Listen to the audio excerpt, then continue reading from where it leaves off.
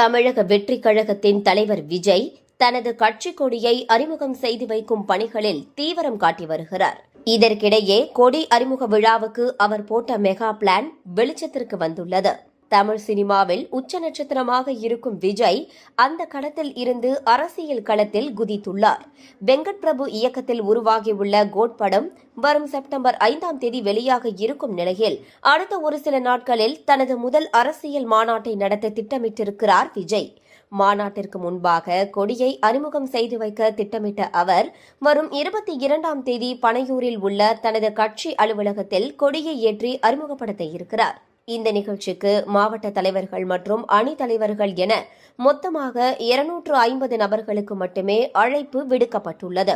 கொடியை அறிமுகம் செய்ய உள்ள விஜய் 5 நிமிடங்களுக்கு உரையாற்ற திட்டமிட்டுள்ளதாகவும் அப்போது மாநாடு தேதியை அவர் அறிவிக்க வாய்ப்பு உள்ளதாகவும் தகவல் வெளியாகியுள்ளது.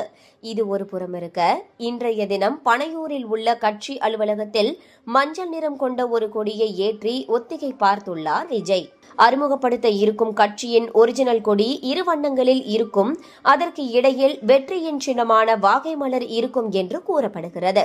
இதற்கிடையேதான் கொடி அறிமுக விழாவில் அதற்கென பிரத்யேக பாடல் ஒன்றை வெளியிட திட்டமிட்டிருக்கிறாராம்.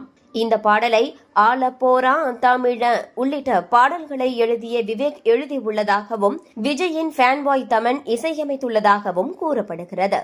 ஆக மொத்தம் ஆகஸ்ட் 22ஆம் தேதி பெரிய ட்ரீட் காத்திருப்பதாக சிலாகிக்கின்றனர் தமாக வெற்றி கழகத்தின் தொண்டர்கள்.